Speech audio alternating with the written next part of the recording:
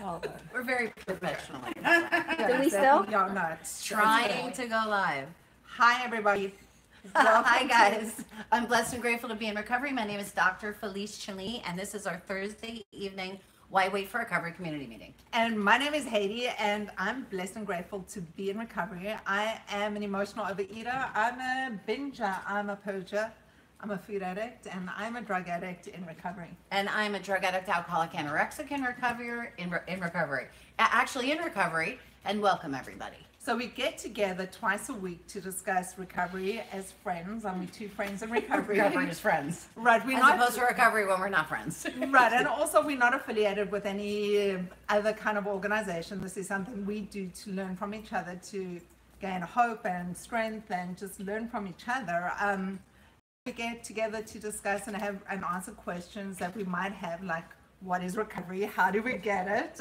Where can we buy it? And why do we do it, really? Why do we do it? That's a good question. I'm going to tell you why we do it, because being in active addiction sucks. That's why I do it. Because being in active addiction is lonely and horrifying, and you get to walk around in 1,000 billion different forms of fear. And my life basically sucked. So that's why I did it, so that I can be happy, joyous, and free.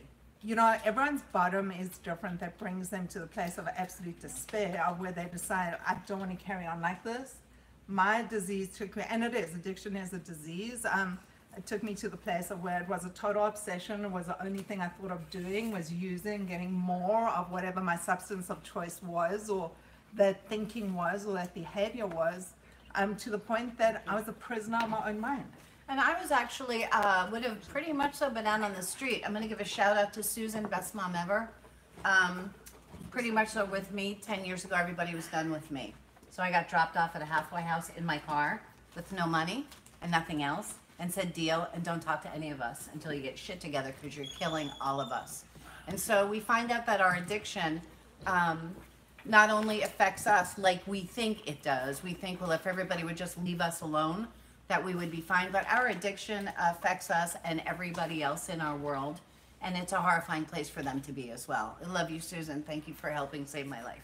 And everyone's story is different. I was a functioning addict. No one knew. I looked great on the outside. Everything looked perfect. Did you look great on the outside? And I felt like shit on the inside. You know, when people looked at it, everything looked very together. But honestly, it took me a long time to find recovery and to actually know what the issue was. That addiction was the source, was really the disease I was dealing with. Yeah, and so we talk about, you know, today we named it Ain't About the Food, Yo, and it's never about the food. It's not about the food, and it's not about the Percocet, it ain't about the heroin, and it's not about the binging or purging or vomiting or starving ourselves. And the sex? Or the sex, or the gambling, or the alcohol, or any of that. It's about why it is that we do what we do. What's driving us to do the things that we do. And so we find when people are focusing just on not using, listen, we have to get, hi Allie, we have to get abstinent so that we could clean up our brains, so that we can learn about recovery, so that we can step and stay in recovery.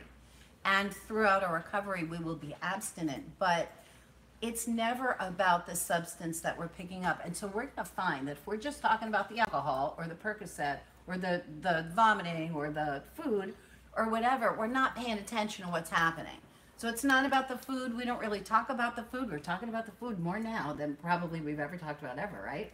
Right. Right. We're going to talk about the reasons why we do what we do, so that we could learn to change our perspective, so that we could learn how to get happy. And actually, I just want to touch on the food for a second, because as a food addict, it is really important to me. It's not so much, I mean, there's certain things that I steer away from and I choose to abstain from, because those get more crazy in my head when I take them.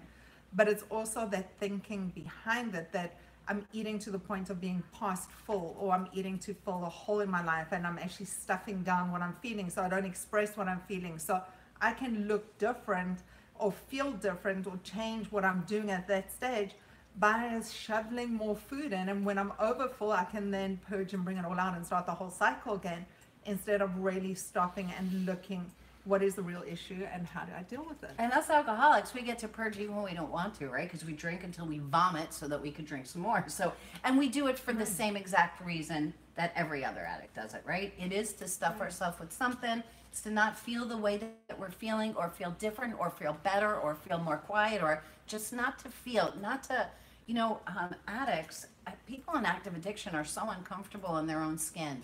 They're so afraid to be themselves and so worried ego-wise that the way that you look at me isn't the way that I want to be seen. And the only thing that's important to me is how you look at me, because I have absolutely no sense of self when I'm in active addiction. So we're going to learn about self so that we can have a sense of self, so that we can get happy, and so that we can be of service to the universe, right? Be of service to ourselves and to be of service to others. That's your segue for service. It is. I did great, right? And I love, you did awesome. I know. And I love service. And we're going to touch on it a little bit later. And I just, talking about what you did, for some of us, and there are a lot more of us than what there used to be who have gone through bariatric surgery. And I see the discussions online. People get very offended when people ask them, how did you lose weight so quickly? Like, all of a sudden it's a magic diet that took away all the weight. And it's a very emotional thing for people. After my surgery, because I've gained and lost over 600 pounds in my lifetime, and I've lost 150 since the surgery, it really wasn't the weight. I always thought it was the weight. I know you did. I thought my biggest issue really was the weight, and if I looked a certain way and I spoke a certain way and I sounded it and dressed a certain thing, I'd be happy. And that's absolute bullshit, because the happiness really and everything else sits up here in this little space. And it doesn't really matter what we are on the outside to everyone else. It's really what we are on the inside that is the most important thing. And if we're miserable and unhappy, it doesn't matter how we're presenting. I have to giggle for a second, and I always say the same thing. I came to the house and you were hysterically crying, and I was like, yeah, you look great on the outside. You know how you feeling on the inside. And this was before you were really stepping into your recovery, and you were still super scared and super sad. But I was giggling to myself when you guys said, people have bariatric surgery, you guys, and you think you're going to get skinny and you're going to get happy. And if that was the truth, then every anorexic would be the happiest person on the block. It don't work like that, right? Right. Right. And, skinny don't make us happy. Trust me, I promise. So because this is like a growing trend, it's something that more and more people who have had bariatric surgery really reach out to me and say, wow, I'm at that 3-week mark, that 4-week mark, that 6-week mark, that 8-week mark, and it's horrific. All of a sudden, I don't know what's going on with me, and I'm panicking because I don't have the tools to be able to deal with this, and I don't know what it looks like. So I had a secret weapon. When I started everything, I had Dr. Felice. So really, she came with years of recovery and years of experience, and she was just my angel at that stage. We just happened to collide into each other. Our worlds just connected. So I was able to learn through her, but it's also her sense of purpose and her calling in terms of wanting to be of service to others. And her greatest skill is really educating and teaching and loving people till they really can love themselves. Yeah, and so you guys, that's the way that I stay clean. So selfishly, the more that we give out there into the universe and expect nothing back, for me, the happier I can only speak for me. So for me, the happier I am, and the healthier that I stay, because the less time I spend worrying about what's happening in here, the more I can be of service. But I'm my favorite drama. Yes, I know. I know you well. I am the most important person in my world, and my universe revolves around me, and that's why I'm just so totally self-obsessed. Yeah, and that's how you were, and it's not how you Right. are. No, it's not how I am anymore. We kid around about that, but we're not in active addiction. No, and the thing is, honestly, addiction really is horrific, and when our is. eyes are turned inwards into our brain and all we're thinking about is how we're feeling, and we're really feeling sick and we're feeling worse, and we're not seeing anything great, and everything's black and bleak and just horrific in terms of sadness, when you start stepping out of yourselves and we start learning how to interact with the others, and how we start learning that the world's a little bit bigger than being locked up in our bedrooms and in this really bad pit of despair, and we start reaching out to other people and know that we're capable of doing it, because there was a certain stage I didn't think I was capable of doing anything. Yeah, and it gives us a chance to look at the universe as kind of a safe, great place to be in, where sometimes bad stuff happens, as opposed to a really scary, horrible place where every once in a while something good happens, right? Perspective, gratitude and perspective, you guys. And part of that was, I thought, I'm an anal retentive control freak. So everything, I thought I could control everything. And that was part of my crazy, because the more I thought I can control things, the more I sucked at controlling things, and the worse things became. And so I really realized there's very little I can control. Yeah, we're incapable of controlling anything except for our perspective and our own actions. And that's all we're responsible for, right? We show up, we do our best to do our best. We plan for the future, but we live in this moment, and the universe takes care of itself. No matter how much I want my opinion or what I do to affect you or what's going to happen next Thursday, it doesn't work like that. So in terms of recovery, there are a couple of things that I've learned, like the magic pills and the magic answers. And those start with honesty, open-mindedness, and willingness. And if we've got those three things, all of a sudden, it also takes a lot of courage to be able to say, do you know what? I'm stepping into something different because what I was doing before just isn't working for me. I don't know what it looks like, but I'm willing to try something new. Yeah, and we do give a shout out to AA and NA and OA and any of the A's. We've all been there. We've all learned so much from people who have been there, and those were the beginning of the spiritual principles behind the 12 steps. And so we're going to, spiritual, being positive spiritually and learning how to live honestly and happily and learning how to be free. Those are universal principles, correct? Right. And the more we use them, the happier we're going to be. So I thought you want to do a quick check-in. Oh, so just to Sure. tell everyone I'm gonna do what whatever you want to do. Okay, so just to explain how this works. So we have people that join us in the room. We have an amazing group of people here in South Florida. Step into the room with us if you're here physically, or you can join us from out of state Where is Liz via from? our virtual meeting. And Ahmed's going to post. Shout out to Ahmed who helps us at meetings. Shout out, thank you. And Ahmed. we Gratitude. also live stream on Facebook and on Google Plus, and it's a place to ask questions, because really the more we speak, the healthier we get. Because when I was isolating and sitting inside my own head, and I was talking to nobody. And not only are we only talking to ourselves, but we're lying to ourselves. all the time. It's a conundrum, really. I mean, love we're that with word. ourselves, so do I. We're with ourselves lying to ourselves about how we're either not in active addiction, or we're going to get better on Monday, or we can do this on our own, or it's really not as scary as it is, or we're really not as sick as we actually are.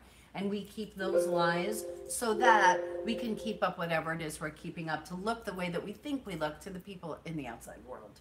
Or there's that special diet. You if never there's had that one of magic- that? oh, I did all the diets. I mean, honestly, I tried everything out there. So I think let's check in and say hi. Hi. Who Hi. wants to start? I'll start. All right then. I was thinking. Hi, Dawn. Hi, I'm Dawn, and I'm an alcoholic and an addict in recovery. Yes, you are. And Felice, you were speaking a few moments ago about the way that we present ourselves and how we need to look to other people because we have no sense of self and that whole thing. Well, I met Haiti. I lived in the house right here for several years. next door, Right okay. next door. For several years. I was in active addiction. Apparently she was in active addiction. I never knew it because she presented very well. And we didn't really hang out together, but we would see each other in the driveway and we'd chat, and it was always really nice to see her. But I was just thinking as you were talking how I would feel, because I was in active addiction, I would feel like she's got it so together, she's so professional and she's so smart and she's so cool and all this stuff, and I'm like so less than, and she must know that I'm totally full of shit and that I'm a phony and that she must know, she must know what I am. That would have been one. It takes one to know Oh one, my right? God. And just to put this in perspective, so Dawn knew me at the stage where I blew out my colon, okay, from my eating stuff, okay, that I had a colostomy bag for 3 months. She knew me. So she knew me when I went into the hospital. She knew me when I came out of the hospital. She knew me when I relapsed. She knew me when I had bariatric surgery. She knew me when we went to go walk on the beach together, okay. And out of all this time, neither one of us mentioned that we had an issue, okay, with either food, alcohol, drugs, anything, okay? Never ever came up. We discussed dogs, we discussed everything else other than how we really were I think feeling. one time we went on a walk in the neighborhood and I said, I'm pretty sure I might be an alcoholic. And you know, the Remember thing that? is, you guys say she knew me, and neither one of you knew anything. Right. about the other Right. person. Nothing. You knew about the bullshit that I mean, you I didn't know presented. the pain that she You was knew feeling. about I the don't know if you bullshit knew that the you were pain that I was presenting. feeling. And that was it. You knew nothing about each other. God bless I you. was delighted to have her friendship. Bless you. Thank you. Yeah. Yeah, but you knew nothing about each Right, other. right. Yeah. And my goal, I have to say, in recovery, is to become authentic. To really just, well, first I have to know who I am before I can present who I really am. Right, and we do that by getting honest with us, right? So you're gonna get honest with yourself, accept yourself as a work in progress, which we all are, and get honest with the rest of the world. It's so much less scary when we tell the truth. We have so much less that we have to remember, especially us old folks, right? So much less that we have to remember, and it takes that burden or the weight of the world, we're gonna call it, off of our shoulders. You know, that's one of the things that I love about the workshop, because I've been doing things my way for so long that I thought that this was the way. I thought self-help books could fix me. I thought that all these other things that I tried, and I've been to so many kinds of seminars. I saw Oprah. I did all these different things that I thought would just fix me. And I thought if I fixed other people, I would be better, you know, and all these other things. So really doing things my way, just really, as I've researched it and done the research, didn't work. I needed to be shown other ways. And even getting to know myself, I've been lying to myself so long of what really things are. And I'd spent so much time focusing on other people that I love that there's the way that we can actually learn what we look like, what is causing us to react the way that we are. It gives us choices of having other reactions or other ways of responding. And also, it gives us that gift of getting to know ourselves. And allowing the rest of the world in, right? Because when we are honest with ourselves, we can be, as you say, authentic with the rest of the world, which allows other people to see who we are, allows us to share, and again, it allows us to be of service. So I must tell you, I absolutely adore you. You know, in the short time that we've been in recovery together, I've got to see you in a different way as an amazing woman with so much to offer. Whereas before, it really was on a very superficial. I thought you were a nice chick. I always thought that you were a really cool chick, but I didn't know you. And it's just the more I get to know you, the more I enjoy spending time with you. And I think that vulnerability and being authentic and being honest just really helps us connect Brings us better. together, brings us all Yeah. together. Yeah, otherwise, it's just caca. It's just like watching TV. You know, it's not reality. Yeah. Thank you, Dawn. Hi. Hi, You want to check in? You have anything to share? I'm just glad I'm at my third meeting. Okay, well then we're glad to Welcome. see you. And if you, 2 weeks, this is awesome. Yeah. if you have anything that you want to share, just chime in. Yeah, the way to do this is just chime in. So it's a conversation. It is. The only thing is when we say chime in, there's nobody chiming in, so that's why we go around and call on you like you're at school. Yes. Has everybody here had bariatric surgery? No, not everybody here has had bariatric surgery, nor is everybody here a binger or a purger or a food addict, or we're a group of a whole bunch of different addicts. Most of us are cross addicted, so most of us, thought one addiction just wasn't good enough. And so, we're overachievers, right? So we want to have as many addictions as possible so that we could be the best addicts, right? Right. So the thing that really connects all of us is our thinking. Because it's never about what we're picking up. It's never about what we're picking up. Yes, a bunch of people have had surgery. Absolutely. Yes. How much overweight do you have to be for bariatric? So we never talk about that. So because this isn't a medical group, Oh, I know that that's how we know each other, but this isn't a medical group. So this group is just about recovery. It's not about surgery, and it's not about our food plans, and it's about what's going on inside of us, our perspective, and who we're working on, how we're doing our best to do our best and what that looks like. So about those types of things, that stuff you can Google, or we can talk about it privately at work. But that's not what we're here for, because this isn't a diet group, Okay. and it's not yet. It's about recovery. It's about how we're feeling spiritually and where we want to be to get happy. And the bottom line as well is if nothing am happy. changes, Awesome. That's I awesome. lost 105 pounds Awesome. in 3 years Awesome. without surgery. I'm thrilled. Awesome. Yay. But I have 70 more to go. So Okay. this is going to be the real hard Right, and we find out that, again, if it was just about losing weight, think about it. If it was just about getting at your goal of 120 pounds or whatever it is, anorexics would be happy all the time, right? Because they're always skinny. So it's never about that, right? It's about learning to look at the world differently, so that we could learning to look at us and the world differently, so that, you know, abstinence, we lose weight. That's the end of the discussion as far as that goes. If it was about that, everybody would be skinny. I would say to you, hey, if you don't eat rice, bread, potato, pasta, and sweets anymore, you're going to be skinny. And you'd say, oh, okay, you need to live happily ever after. And we know that that doesn't work, right? We know that that doesn't work because if we got with this mind took me to 400 pounds or 350 pounds or 300 pounds, I'm still living in this mind.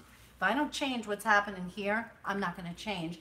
I might change for a little bit, right? You dieted and lost weight. You dieted, and lost all kinds of weight. Everybody's dieted I don't diet. and lost weight. Okay, but so that's, It's very unhealthy. yes, it is. And so that's not what we're talking about. So, We're talking about looking at, viewing the world differently.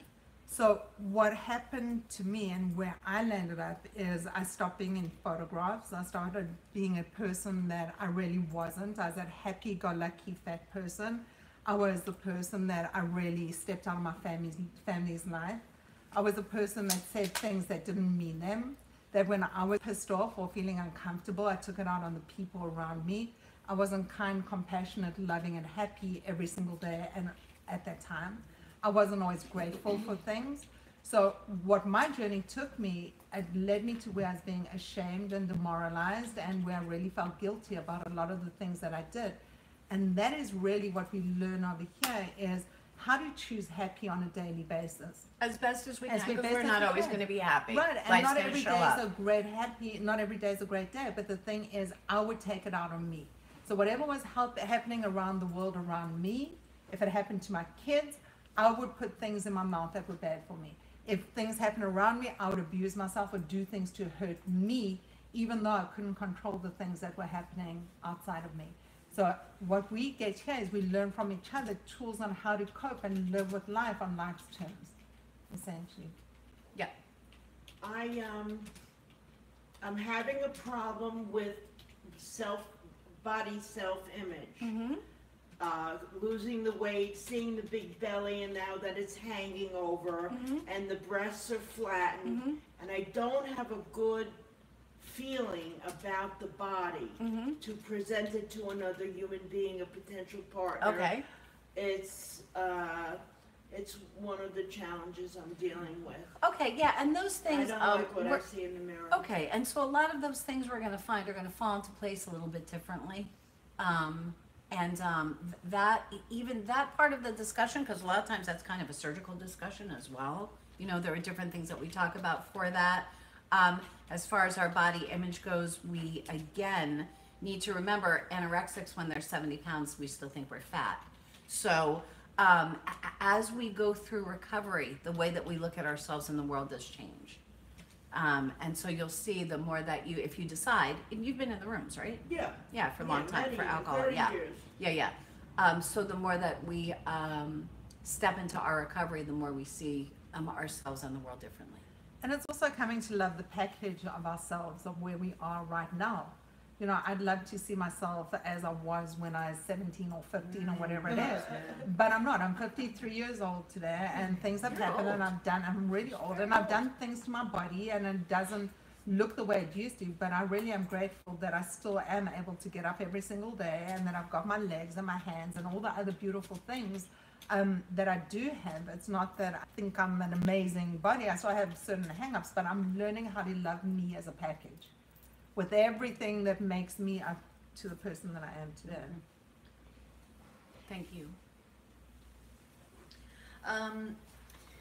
I heard something about myself. Somebody said something to me that was a true statement, and I heard it 5 days ago, so Sunday, and I have been like 5 days, like really trying to swallow what was said because it was so I true. love how you said trying to swallow, by the way. No, I'm not kidding. I'm not kidding. Go ahead, I meant that. No, sincerely. but it was such a true statement, and it was such, like, it was just like a What was it? one-off. What was it? you told me that I wanted to go to bed to use because I said that I would toss and turn and eat during the night. And so when you said that, because I always want the day to end, I always can't wait to get home. I want to do whatever That's I your have to do. excuse to use. Yes. Yeah. And I was like, what? You know, but it's true. And it's alone, it's in my house. I'm done it's like a payoff, it's like a pat on the back. And, I've done that for 10 years. Then I had the surgery. Now I found myself feeling good because I've lost weight, but I'm still using that technique at night, and I'm thinking that that's okay. So it's what you know, right? It's what you've been doing. It's what you're Right. trained to do. And remember, so we talk about honesty. And so that was you getting honest with you. I made an observation. I make observations all the time. Whether I'm right, wrong, they're my observations. If it meant something to you, then it meant something to you. And so that, with you getting honest with you there, gives you a chance to look at yourself and say, why am I doing it? Right. What do I hope to, I love when we say at the end of the day, you guys, we're going to reward ourselves by punishing ourselves. Who rewards themselves by punishing themselves? Who rewards themselves and does something, I'm going to do something nice for me so that I could go to bed guilty and wake up ashamed and hate myself tomorrow? Who does that? Addicts do. Crazy. Right? Because we don't know any other way. And so, good job you, man. Like, that's awesome. That's awesome. And thanks for sharing that. Because again, that's you getting honest. Right. Those little things that you say that, yeah, this is why I'm doing what I'm doing. Okay, that's cool. Now we'll work on how is it that I learned to change that perspective. So good for you. I'm really proud of you. Good for you. That's awesome. Would you like to share today? Yes. I wanted to say something. I've been looking at my challenges because we all have those personality challenges, and my family says I can't accept criticism. So someone said to me, maybe get someone else to do an inventory of all the things that you don't see in yourself. Because sometimes those, it is. I know, but not that you got to take them on. I mean, people have opinions. Right? Exactly. People have Remember. opinions. Right. And my 100%. opinion of you is my opinion of you because where I am. Right, and opinions are like assholes, Yes, and we all everyone's have got them, one. right, Okay, right. but I mean, the thing is, I think there's also an element of truth in that because sometimes I've lied to myself so much that I don't want to see certain things. So when they say I can accept criticism, I go, "What are you talking about?" Okay, so and then I know it's true. And why know? can't you accept? So we're going to get a little psych 101 here. Why can't you accept criticism? Why do you Because- think that is? Because of a couple of things. One is I'd have to. Ego is a huge component of Okay, it. I so- mean, that's like the biggest part of it. Right. Vulnerability. All right. Can we, Have whatever we that got is, an elephant? make it go away, please? That's interesting. Yeah, so that's not really that funny, so can what we is get that? rid of whoever that is? Sarah who? Troll. Okay, so we got a troll. Like no pussy. Wow. But, Very interesting. So do we want to get rid of that? yeah, just Shut off the sound on the computer, please, for right now.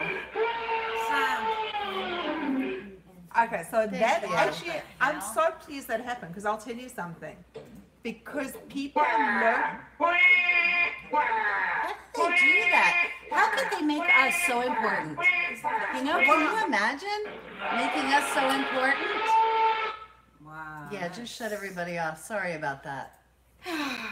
Okay. Thank so you. this actually illustrates something that is so real. It makes me feel so bad for them. It makes me feel bad for For them. them. That's what I'm saying, for the people that are 100%. doing it. Yeah. Because the thing is, people, and I think I took things personally. When people said things to me because I was fat, I took things very, very personally, and it really wasn't about me, it's about them. So a lot of course. times people see it as people who are overweight, as being lazy with no willpower, and it's about them. And Yeah, that's a and that perception. whole thing, you guys, anytime I have to make you feel bad to make me feel good about me, certainly that comes from me. So again, can we just shut off the sound? Yeah, just mute Please all. just mute all the sound. And Liz, if you want to share anything, baby, just type it. and then we'll talk with you like that. Sorry about that for the interruption. Sorry about that. And so we were talking about criticism. And and I was asking you, why is it that it's so difficult to take criticism? Because this is real important, you guys. So why is the criticism real important? Thanks for watching. Okay, so Liz, we're gonna shut down Zoom for a little bit, sweetie, and then just shut it all off. Yeah. Yeah, and we'll. Sorry, Liz. Liz, go up on Facebook if you can and just type with us. And we're plugged in, so I don't think Liz can hear us. Okay, so why is it so important? Like, why is it that we get so defensive when somebody criticizes us? So, as an addict, I want my insides to match your outsides. Fair enough. Fair enough. So when someone's criticizing me, I see it as me not being good enough, or me missing something, or me not being worthy enough, because they're saying things that resonate with me that I believe are true. All right, of course. And so if you say something to me, Allie, if you say, wow, Felice, I can see that you've gained back, about 10 pounds and you're looking nice and chubby today, right? If I believe that my weight right now makes me look fat and disgusting, I'm going to believe what you said, right? And so the reason why with criticism, you guys, we take it to heart because we believe it. If somebody said to you, Haiti, you're 8'11" today, you wouldn't believe it, right? Because you know in your heart of hearts that you're not 8'11", Right. correct? But if somebody said, you're looking a little fat there, babe, you might take it to heart, right? Because it's part of your belief system. Or what are you, stupid? So when I Right. say to my husband, do these pants make my butt look big? But and so the stuff that we believe, the criticism that we're afraid to take is because we believe it. And so when we learn that the only opinion of me is mine, that matters, that should matter, because your opinion of me is because of where you are, right? Not where I am, right? And I always say this, you guys, we see the world as we are, not as the way it is. We see the world through our own eyes, right? Our feelings, or what we believe about ourselves, that's from our own eyes. If I make it about your eyes, it's because I can't look at myself in my own eyes. I have no idea what I look like. And so being authentic, as you say, and being honest with ourselves allows us to take a look and says, yeah, okay, so whatever. I mean, I look like whatever I look like. Do you know what? I would love to do a check-in with something. We just had this really weird thing that happened online. Who got offended because I started feeling uncomfortable by it? I did it. Oh, it just weirded me out. Yeah. Yeah. For me, I just was like, I didn't understand what was going on.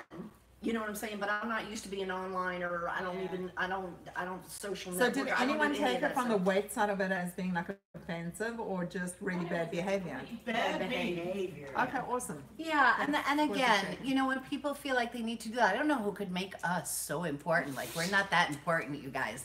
That you got have to hacked. spend your right. We That got kind of makes us hacked. That's so awesome, right? Like awesome. somebody cares enough about our little tiny group, to spend their time to hack us. So I kind of almost think it's kind of cool, it's right? pretty cool. Great. We look at it that way. So shout out to hackers. Yeah, Thanks thank you. for the Heck on. compliment. Heck on. There you go. There you go. You want to share? Denise is like, no, I'm not going to share. Okay, Come on, Denise, baby. it's awesome to see you. Hi, Allie. Hi. What's up, girl? Um, Can you see if we could go back on Zoom? I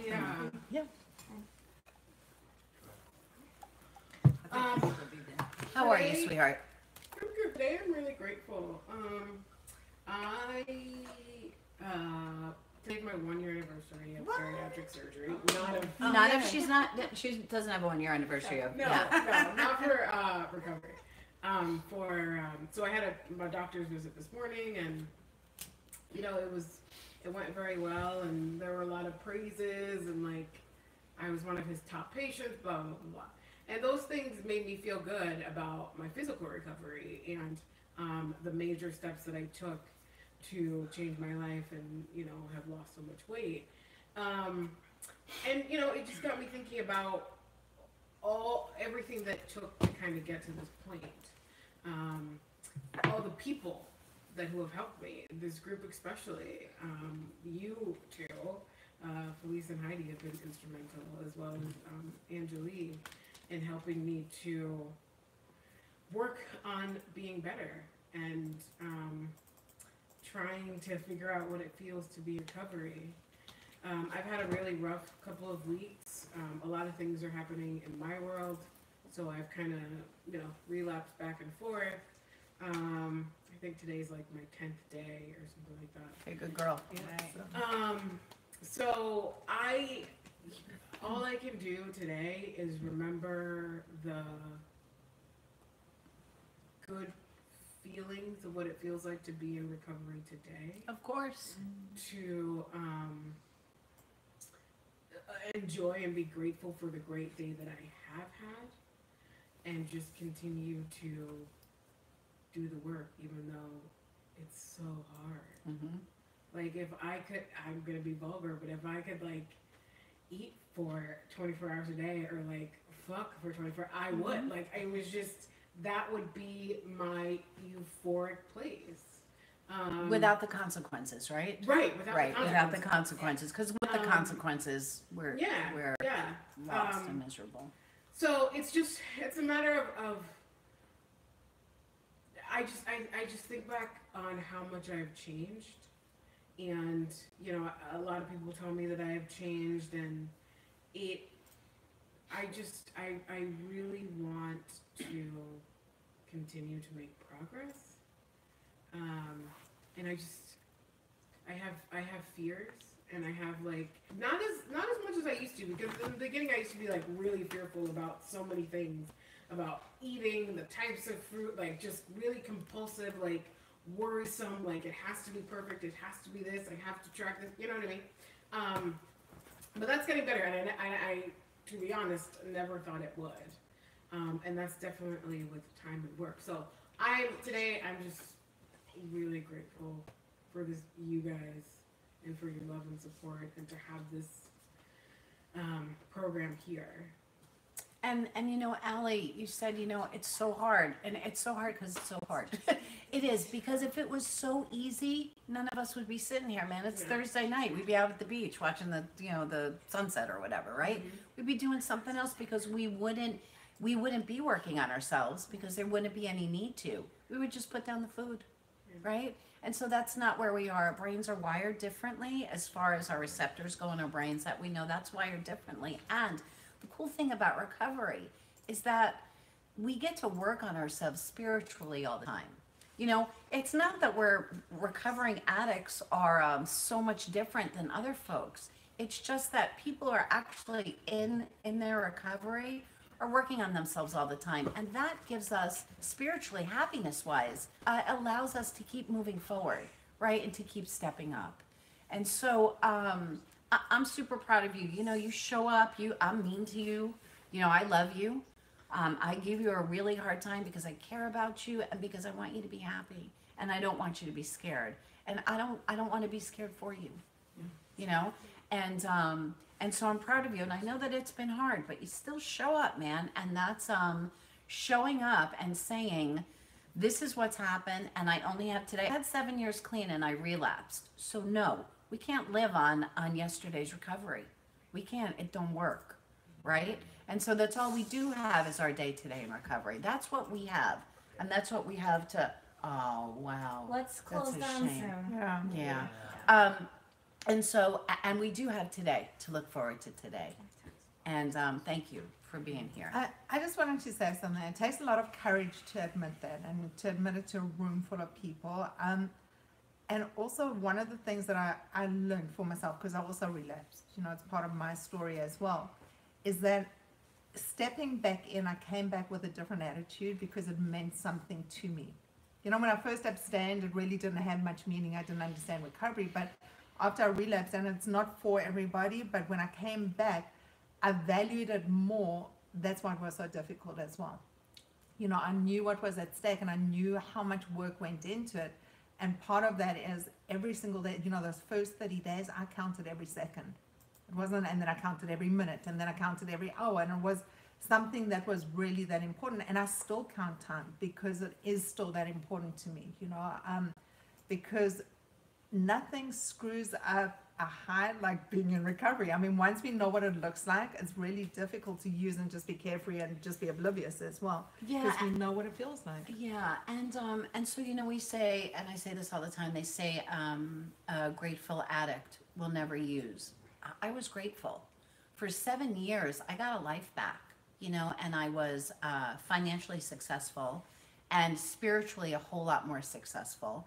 And I was happy for so many things that I had in my life. And I had my family and my people and my kids and my work. And I was well respected in the community. And I had all of that stuff. I was opening up a business with Haiti. And we had this Why Wait for Recovery dream, right? We're going to open up a treatment center. And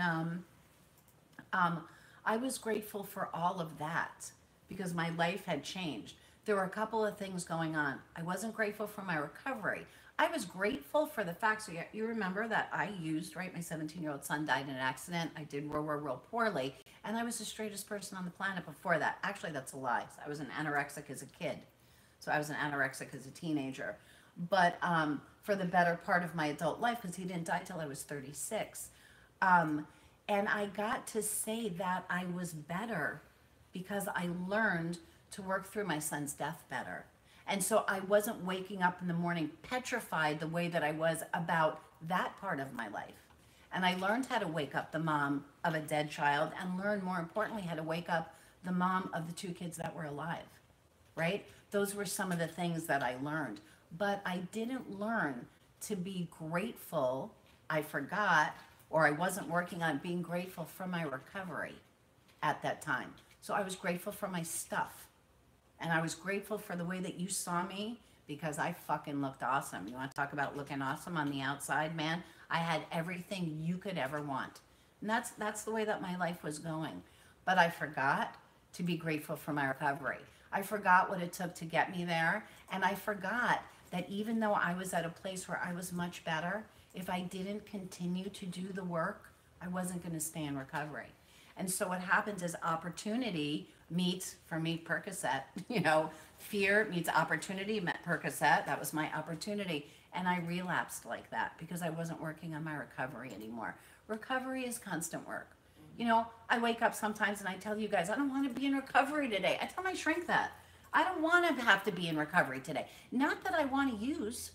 I don't want to have to think about doing the next right thing or not paying attention to what your opinion of me is, or just doing my best to do my best, you know, or not being a spoiled brat about. I don't want to pay attention to that. And then I have to play that through and say, well, why not?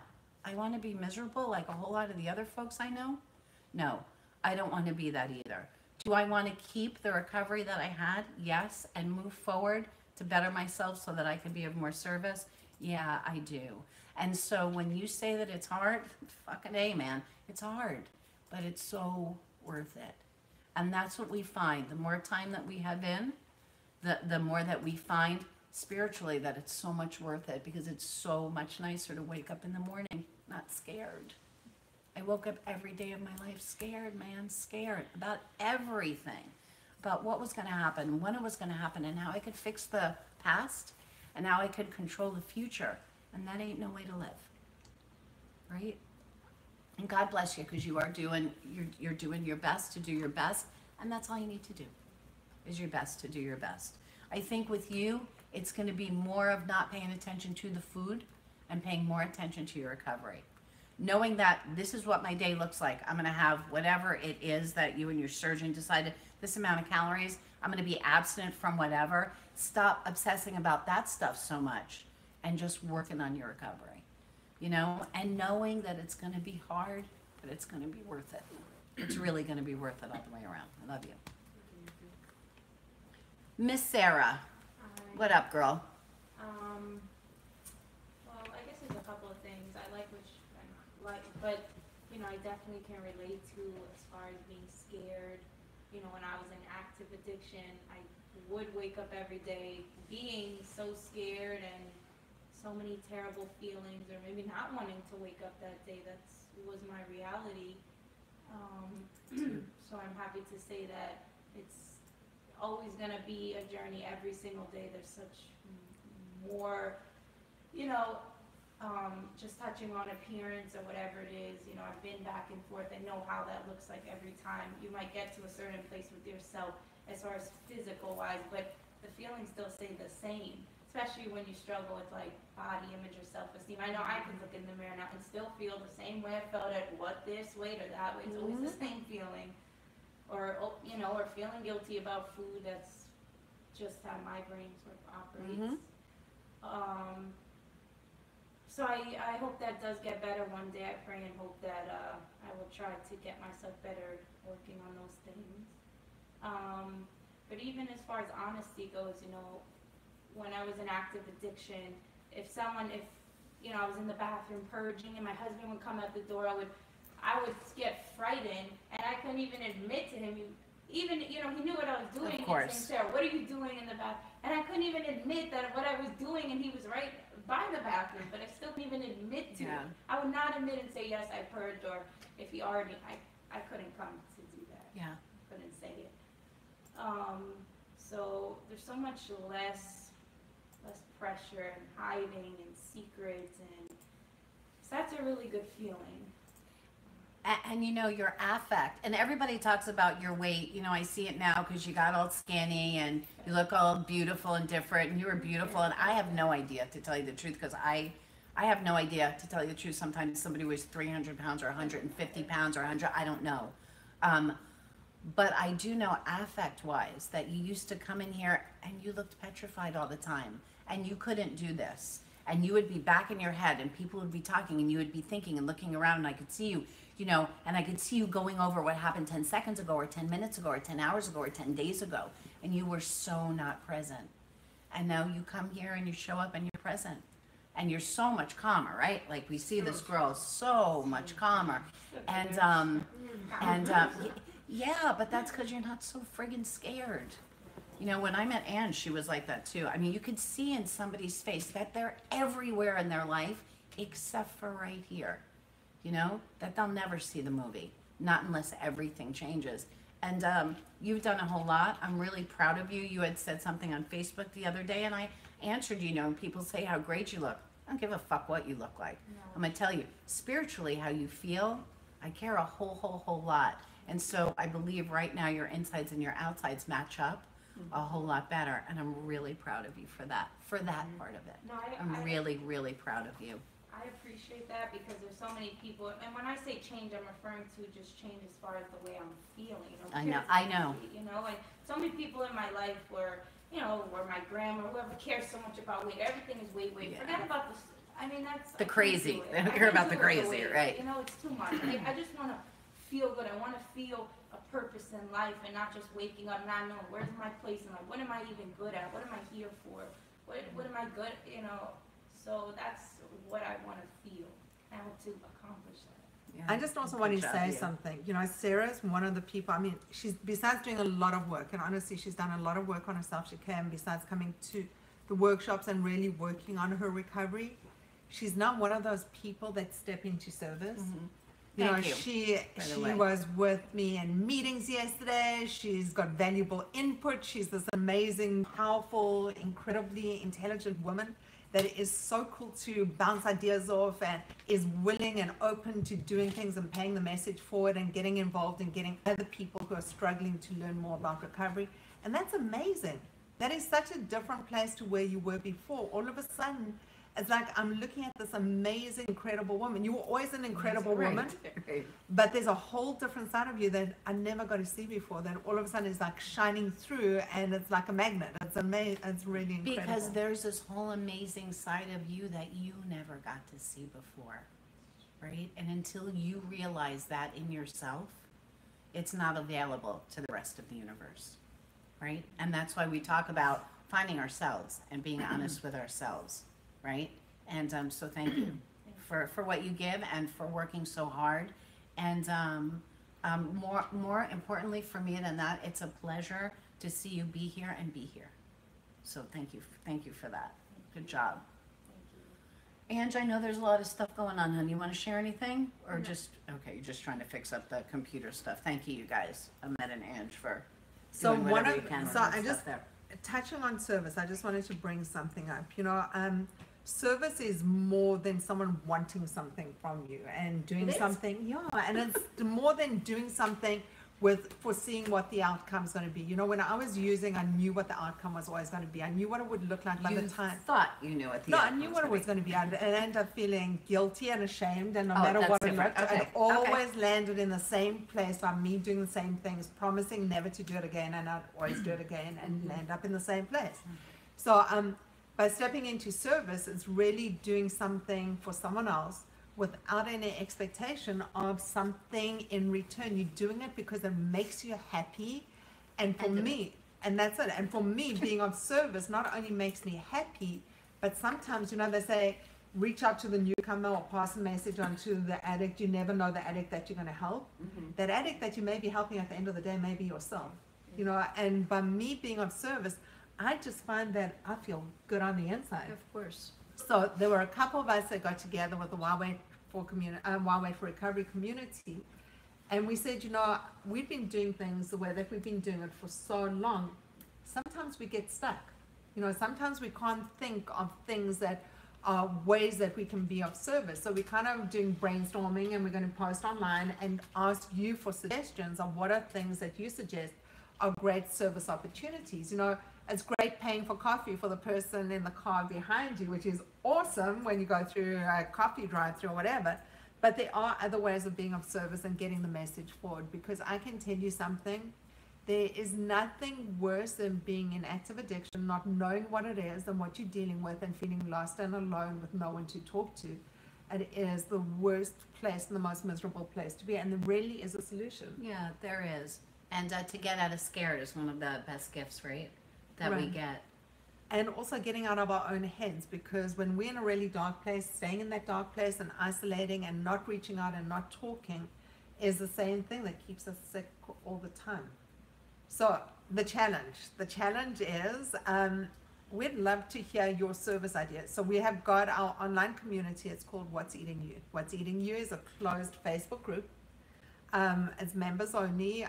Also, we are looking at working on our own website where we can have a comprehensive place that is ours, that we can communicate and share ideas with. It's something we're working on. But people who are on What's Eating You are there because we are learning from each other. So share there. The other thing is, besides service, what is the second most important thing to do on a daily basis? Well, for me, gratitude is the most important thing, right? When I get to take a look at my life and look at what I'm grateful for and come from a place of abundance as opposed to coming from a place of lack, because that helps me stay clean, right? And it helps me to share that with other people as well. And it also helps me see that the world's greater than myself. Yeah. And that it's really great. You know, sometimes when I love when people say I can't find 3 things to be grateful for. Like, we should be able to find 300 things in the next couple of minutes that we can be grateful for, right? Yeah. And so that's when we feel like we can't find anything to be grateful for, is when we actually really need to do our gratitude list. And also, it takes us into, you know, I thought I was my higher power. You know, whatever that looks, this isn't a religious program, this is a spiritual program. And I thought I was in control of everything. And when I started realizing that there were greater powers beyond myself, all of a sudden I could start seeing blessings and things that I really could be grateful for, because there are some amazing things. I should be dead so many times over. I should have been handicapped, like in so many different ways, just because of places I put myself and things I did to myself, and driving impaired and all different things that I did to myself. I shouldn't be here in the format that I'm in, and I am truly blessed just to be sitting here with everything working right at the second, you know? Yeah, we think about that, actually. It's amazing. For some of us, especially, you know, for binging and purging, usually takes a little bit more time than it does for drug addicts and alcoholics, as far as that we get to OD kind of whenever we want to. And so that's always fun. And so, yeah, when you talk about, you know, being alive and being here and being present, it's really amazing, too, that physically that I'm alive. Right. So also, we're going to, you know, for some people, the question was, because food is so insidious, and people go, well, I'm a food gourmet, or I know there's something wrong, and, you know, it's not the right diet plan, whatever it is. We thought that we're going to actually do a one-day workshop which is going to look at, am I really an addict? Is my life unmanageable? You know, what does this really look like? Right. What's the difference between somebody who overeats and food addiction? What's the difference behind what's driving that? Right. Right? 100%. And is it something that really speaks to you? Because it's not everybody's an addict. You know, that's the other thing. And if you want to change, what are you willing to do? Not what do you want? Oh, I want to be in recovery and I need to be in recovery. So does everybody else. What am I willing to do for my recovery? Right? And so that's another thing that we need to find out is this just a passing thing where I say, yeah, I want what you have, but I'm not willing to do what you're doing? So if I'm not willing to do what you're doing, I'm not going to be able to stay in recovery. So just backing up to gratitude for a second as well. I just wanted to do a shout out and just say how grateful we are to Trim Agency and to General Provision because we now have a new home that we're going to have meetings at. It's an awesome venue. They've gifted it to us, so we're able to have regular meetings in Fort Lauderdale. Amazing venue, amazing people, just the most generous. Thank you. Thank you. You guys are absolutely awesome.